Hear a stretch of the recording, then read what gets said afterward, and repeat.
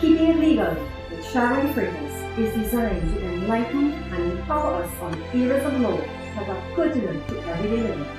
Learn more about the law in general or its application via areas like wills, deeds, contracts, covenants, child support, and so much more. Join in every Monday at 2 p.m. and learn all about the law in Keeping It Legal. Good day, viewers, and welcome to another edition of Keeping It Legal. We are so happy that you joined us on the program on Resurface TV. I am Pastor Courtney Francois, and I'll be hosting yet another time this program with Sharon Freitas. And so we are very happy to have you today on your program. Thank you. It's a pleasure to be here. Yes, of course. Well, we just want to continue where we left off on the last program. And of course, the last program was pretty informative. And so on that last session, we talked about the laws of Trinidad and Tobago, the different sources of, laws in Trinidad and Tobago, the Constitution, statutes, common or judge-made laws. That's right. You also mentioned there were two different categories of laws. So can you explain to us in greater details on this episode? Sure, most certainly. And welcome, viewers, to Keeping It Legal. As we mentioned last day, there are generally two categories of laws. Most territories will have two categories of laws. Some may even have three. For example, in Trinidad and Tobago, we have public law and private law. As you know, there will be territories that have religious laws that are very pertinent to their society as well. But typically in Trinidad, we have public law and private law. Public law is that aspect of law that governs the relationship between individuals in the society and the state. That aspect of law that seeks to govern the entire society, all aspects, all members of the society. It deals with the relationship between individuals, it deals with the relationship between individuals and the state, and also it governs those relationships between individuals that tend to have an impact on the society as a whole. Let me give you some examples of what will be public law. You have the constitutional law, from which your personal individual rights will emanate. You have administrative law, is that aspect of law that will empower state bodies to carry out their daily functions. You have municipal law, right? That aspect of law that will empower regional corporations like the Tunapuna Piako Regional Corporation, right. etc. We have criminal law, and is that vast body of law that will seek to offend offenders if they commit a crime. And then finally, we have international law, those laws that will bind countries that will emanate from treaties or any multilateral or regional integration process like CARICOM or United Nations, etc. Okay. And I suspect, of course, would there be laws that would govern relationship between individuals, government? Have any examples of those? Okay, well, let me give you an example of public law, and then we could probably classify private law, and I could probably give you an example of that as well. Let's deal with an example coming from criminal law. See that right now, that is one of the greatest areas affecting Trinidad and Tobago, and it is one of the greatest scourge that we are dealing with. Let's say, for example, D kills A. D, the defendant, kills A, and it's concluded that he committed murder, right? We know we have a lot of that going around in Trinidad now. What you will probably observe is that D is prosecuted not by A's family per se, but by the state, simply because murder and all crimes are committed against the state, not you directly. The state prosecutes D on your behalf. Oh, okay. Right? That's how we make the distinction between a public law and a private law. Right. As I said earlier, private law is those laws that govern the relationship between two individuals, for example, myself and you. And let me give you an example so that just to be able to bridge it in your mind. If you have a neighbor whose probably water or sewer water in particular might be leaking over into your property, in law that's called a nuisance. The definition for a nuisance is anything that is likely to injure the reasonable enjoyment, use and enjoyment of your property. So with sewer water leaking over into your property, you have been injured. Certainly. But that offense or that injury is not large scale enough to affect the entire population of Trinidad and Tobago. It's definitely going to affect you, and you need some redress. Private law, you probably will not need to go to the police station because they can't really help you with that. What you do in a case like that, you go to a lawyer and you lodge a claim or a suit against your neighbor. So private law really governs the relationship between you and your neighbor. And some areas of private law will include contract law, it will include property law, tort law, of which I just made a mention of, nuisance, and even family law, succession, dealing with wills and how you distribute your property, etc., etc. So all those are areas of private law, and the key to remember really is it is those areas of law that govern private relationships between you and another party, or maybe a party or two. But any area of law that seeks to govern a relationship between individuals or the society as a whole, and even that of the state, will be public law. But do we really need to know the difference? Yes, we need to know the difference. I think it's important that we know the difference, simply because if, for example, going back to our example, if you have a situation, sewer water leaking over into your property, you would need to know where and who you could go to. Okay. As I said, going to the police station is not going to help you. They tell you that's outside of their jurisdiction. There's nothing they can really do. The most they could probably come and do the community police, speak to your neighbor and ask them to contain their sewer water. But if that neighbor ignores you and you continue to suffer nuisance, then you're going to have to raise a suit against your neighbor. Okay. And so we are looking at both private law, public law, yes, as the case may be, right? But what is the greatest benefit of having these two categories of law? All right. It is important to have those categories of law, because not every, as I said just now, not every law is going to affect everybody. So using our nuisance example again, if you have that problem with your neighbor, it's not going to affect the person down the street. Right? It's not going to affect the person down in Sawa or as the case may be. So that it is important to know not just the type of law, but the category of law. And of course, I think it is important for us to understand the distinction, because it will help us to appreciate the fact that we don't really live onto ourselves. Okay. I am not an island. No man is an island, and we cannot just live onto ourselves. You know, it is true that we have freedom and liberty, and the law allows us liberty, but within the parameters of the law. So by understanding our duties, understanding our rights, understanding our boundaries and our limitations within the ambit of the law, then we appreciate that we don't live onto ourselves. I must live respecting my neighbor's rights as he must live respecting my rights. Good. I mean, you seem to have covered in the last session and this session combined, I mean, all different aspects of law, all different areas. But just for the viewers one more time, what then is private law?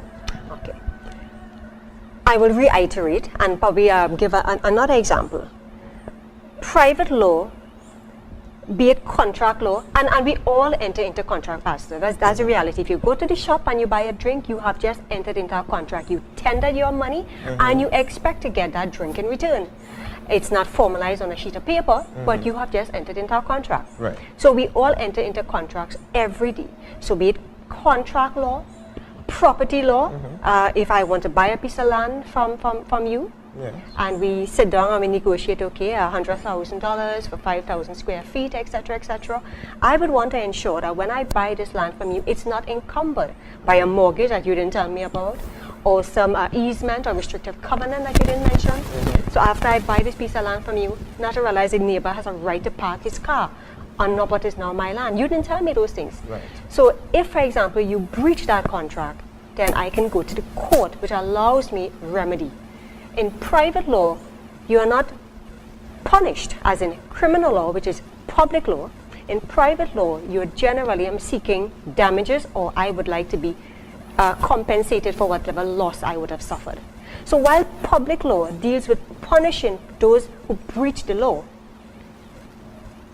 civil law and private law deals with generally refunding or compensating or preventing you from doing something, parking in my yard when I don't want you to, right? So private law deals with those things that will generally be between you and another person, that will tend to not affect the entire society as a whole. So be it contracts, property, tort, and well, there's a number of other areas, but as I said, the key thing to appreciate is the extent of the relationship. And in most cases, would probably just be you and another party. We reach a point in the program where so much information. We need to take a break. So we'll take a break at this time and we'll come right back.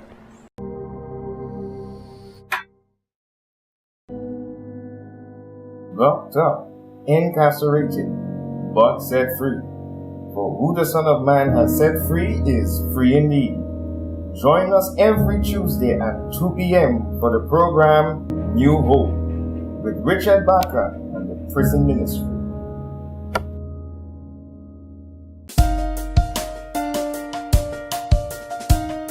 God has been good to you. Why not tell it to the world? There is a place and a platform on Resurface TV to tell your story of Jesus and His love. Join Elias Francis for the program Center Stage every Thursday at 2 p.m. So we're back, and there's some other areas during the break that we were talking about. Yes. That you may want to highlight in terms of contract, tort law, what have you. Could you just share some of those things? Yes, I indicated when it comes to private law, there are a number of areas. I think I mentioned contract law, property law, tort law, but there are other areas that's really affecting society. Even within the church, we are affected. And you have in particular something called succession law. And then you have family law, which is it's very familiar, a branch of law that deals with family breakdown, be it divorce, jurisdiction of the children, property, who gets the property, if the wife gets the car, the husband gets the house, right. Who gets the children, if the husband gets two and the wife gets two, that kind of thing, Right. and so on. Another area that I think is also important, especially within the ambit of the church, is succession law. What we find happening in society a lot is that a couple may have accumulated wealth. They died without leaving a will. And oh, how hell break loose within the same children that may have been Christians, regardless of what denomination. And when, as parents, and I'm not just speaking to the viewers, I'm speaking to myself and all of us, when we do not put our house in order, as it were, when we do not allocate our whatever little we would have accumulated, we are leaving the potential for confusion among our children. So it is important that we engage in succession law and do things like wills, and we write letters of probate so that people will understand, our children will understand what are theirs, and there ought to be no fighting and so on. So those areas of laws are very important. And if you die with a will, it's fairly easy, but if you die without a will, then the state steps in and divide your property based on what it sees best, given a particular piece of legislation.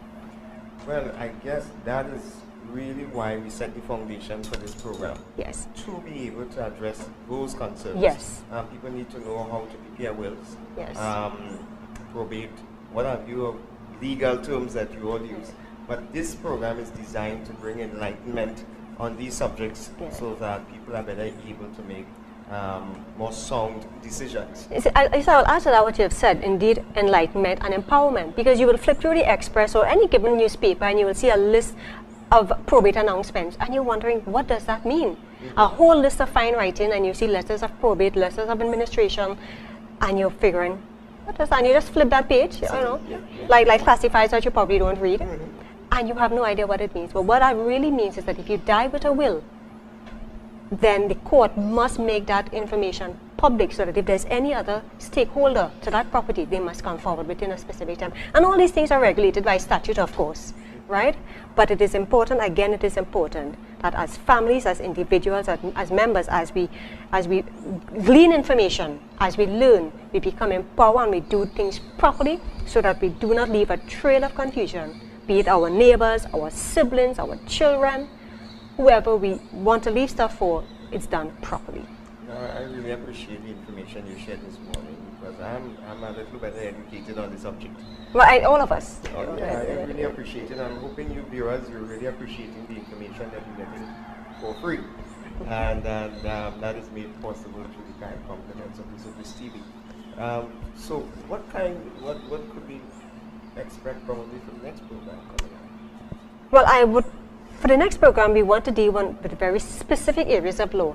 It could be under family law, it could be under contract law. I haven't decided that as yet. I am waiting on Rennie to reply. I sent an email last night. But from here on in, we want to deal with very specific areas on the application of the law, be it within family law, contract law, even criminal law, wherever the program takes us. If you send your emails requesting areas, we want to do those as well. If you have questions, you can send them into the program and we will seek to address them so that the program could certainly be more relevant to your needs. So if you need to email us, you can go ahead and email us at resurfacetv@gmail.com. resurfacetv@gmail.com. Subject. So I think we've come to the end of the program, and when you send in that email, make reference to this specific program, Keeping It Legal. So we're happy that we're able to come across and share this program with you today, and we're looking forward to be with you again next Monday, 2 p.m. God's blessings. Have a good one. Keep it legal.